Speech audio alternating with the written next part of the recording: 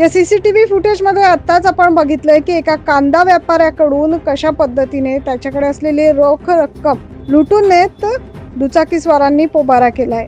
भर दिवसा भर बाजारात ही घटना घडली आहे। येवला तालुक्यातील विंचूर गावात प्रभू श्रीराम चौक आहे, ज्याला तीन पाटी चौक म्हणूनही ओळखले जातं। या परिसरात रविवारी दुपारच्या सुमारास लोकांची वर्दळ असलेल्या ठिकाणी ही घटना घडली।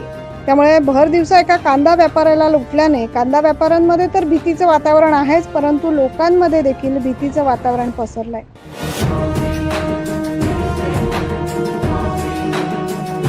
विंचूर येथील उपबाजार आवारातील कांदा व्यापारी सचिन परदेशी हे दुपारी शेतकऱ्यांना कांद्याचे पैसे देण्यासाठी म्हणून बँकेत गेले। तेथून त्यांनी 6 लाख रुपयांची रोकड घेतली आणि ही रोकड काढून ते लासलगावहून आपल्या दुचाकीवरून विंचूरच्या दिशेने जात होते। ते जात असताना त्यांचा पाठलाग करणाऱ्या दुचाकीवरून आलेल्या अज्ञात चोरट्यांनी प्रभू श्रीराम चौक म्हणजे तीन पाटी परिसरात भर गर्दीत भर वस्तीच्या ठिकाणी त्यांच्या हातातील म्हणजेच परदेशी यांच्या हातातील रोख रक्कम असलेली पिशवी हिसकावून घेत पोबारा केला।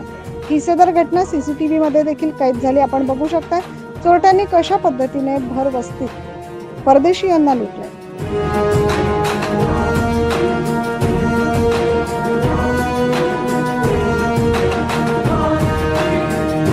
याबाबत लासलगाव पोलीस ठाण्यात अज्ञात चोरट्यांविरुद्ध गुन्हा दाखल करण्यात आलाय।